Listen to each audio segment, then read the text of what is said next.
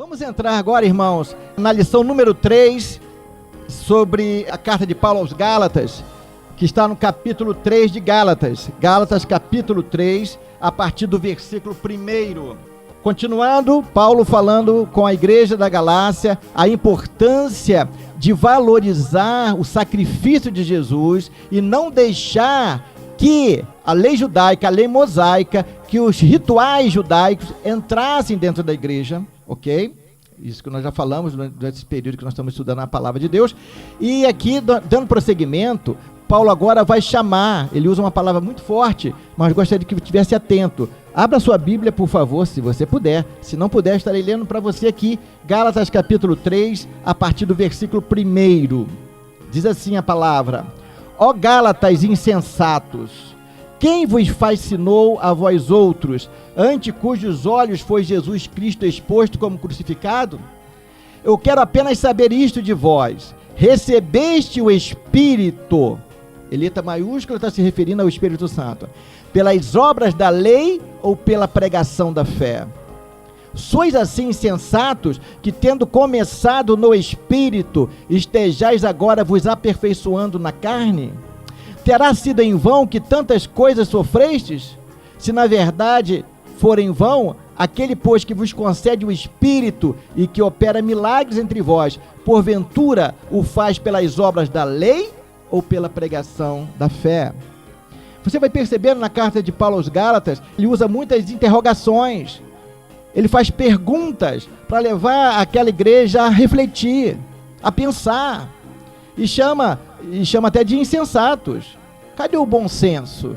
Eu anunciei o evangelho para vocês, anunciei o evangelho de Cristo, a morte de Cristo na cruz, o Espírito gerou fé em vocês, o Espírito gerou vocês de novo, o Espírito Santo que está em vocês, e agora vocês começam a receber informações de que, além disso, terem que praticar as obras da lei, os rituais judaicos. Vocês estão sendo insensatos. Vocês conhecem a verdade e estão retrocedendo. É esse o alerta de Paulo à igreja da Galácia. Isso ele já falou antes, ele continua falando a respeito disso. Ele faz essas perguntas. E você vai perceber logo no versículo 6, ele começa a dar algumas explicações, porque os judaizantes estavam falando muito a respeito de Abraão. Só que Paulo também, e ele era conhecedor da lei, ele usa também a pessoa de Abraão, para dizer que as promessas que foram dadas a Abraão chegaram até nós, chegaram até os gentios, não era exclusividade dos judeus. E outra coisa que Paulo vai chamar a atenção, está no versículo 6, ele vai dizer assim: é o caso de Abraão, que creu em Deus, e isso lhe foi imputado para a justiça. A pessoa de Abraão, a existência de Abraão foi antes da lei, e a promessa que foi dada a Abraão chegou até nós, e não estava preso à lei. Então ele está dizendo que a fé, essa fé, porque ele creu em Deus, é que lhe foi imputado para a justiça. Sabei, pois, que os da fé é que são filhos de Abraão, não o que nasceu do sangue, mas pela fé. E aí, essa mensagem chega até a igreja. A promessa dada a Abraão chega à igreja do Senhor Jesus. Por quê? Porque a fé que é gerada dentro de nós, para crermos em Deus, mostra que nós somos filhos de Abraão, que foi o chamado nosso pai na fé. Ok?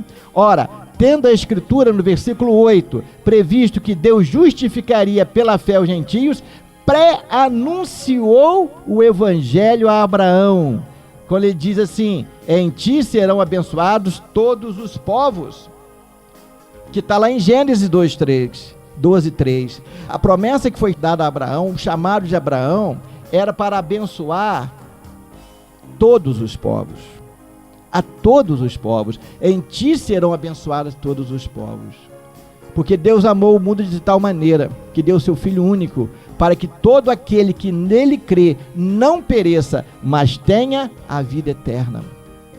De modo que os da fé são abençoados com o crente Abraão. Então Abraão não era impedimento para se crer em Jesus, muito pelo contrário. Ei, Jesus maravilhoso. Então, irmão, era isso que estava chegando sorrateiramente dentro da igreja. E o objetivo da programação da Escola Bíblica Itinerante, da Igreja Povo de Deus no Brasil, é levar você a ter conhecimento da palavra, para que você possa entender por que você é filho da promessa. Você sabe por que você é filho da promessa? Que promessa foi feita a quem? Para você ser filho tem que ter um pai, tá certo? Então são informações que Paulo vai tirando, que Paulo ele conhecia a lei judaica, que conhecia ele era um dos primeiros, dos maiores conhecedores da lei de Deus, da lei mosaica. E ele, quando é chamado por Deus, aquele encontro com Jesus lá no caminho de Damasco, ele agora anuncia o evangelho, e ele anuncia com tanta destreza, irmãos, com tanta autoridade, porque ele conhecia a lei mosaica. Eu já falei aqui em outros programas, a lei suscita ira, e Paulo sabia o que era suscitar ira, porque pela ira ele matou muitos crentes. Então ele sabia o mal que poderia fazer quando você fosse praticar a lei, e sabia que e quando você, na lei era um pacote, se você errasse num, você estava culpado de toda a lei. Então o que Deus faz? Na nova aliança, no Novo Testamento, ele mesmo vem cumprir a lei dele. E aí Jesus faz aquela troca, que eu já falei com isso há 2 semanas aqui. Ele vem com a morte dele, ele paga o preço do pecado com a morte dele, ok? Então aquela condenação que era minha e sua, ele toma para si, e ele repassa para mim, ele troca comigo e com você, e te dá a vida. Ele me dá a vida, e uma vida plena e uma vida eterna, ok? Essa é a palavra que Paulo está falando junto à igreja da Galácia, e ele usa palavras fortes como insensato, chamando aquela igreja a pensar, a repensar o que ela estava ouvindo, e valorizar o que ela tinha ouvido do próprio Paulo. Então, irmão, deixa eu te falar uma coisa. Paulo tinha tanta consciência do que ele estava anunciando, que ele escreveu não só essa carta. Se você abrir o Novo Testamento, praticamente metade do Novo Testamento foi escrito por Paulo. Ele vai falar exatamente do valor do sacrifício de Jesus na cruz. Ele vai recorrer a Abacuque, onde diz que o justo viverá pela fé, não é por obras humanas, não é por obras. Em outra carta ele vai dizer: pela graça sois salvos mediante a fé, e isto não vem de vós, é dom de Deus, não pelas obras, para que ninguém se glorie.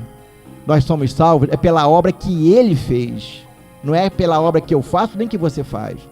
Então, irmão, eu e você que está do outro lado do rádio, nós somos alvos, recebe a palavra aí, nós somos alvos do amor de Deus.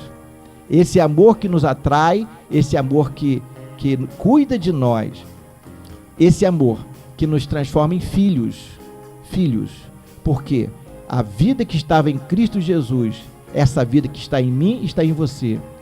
Essa é a proposta do Evangelho de Cristo, para mim e para você. Vida eterna e vida abundante.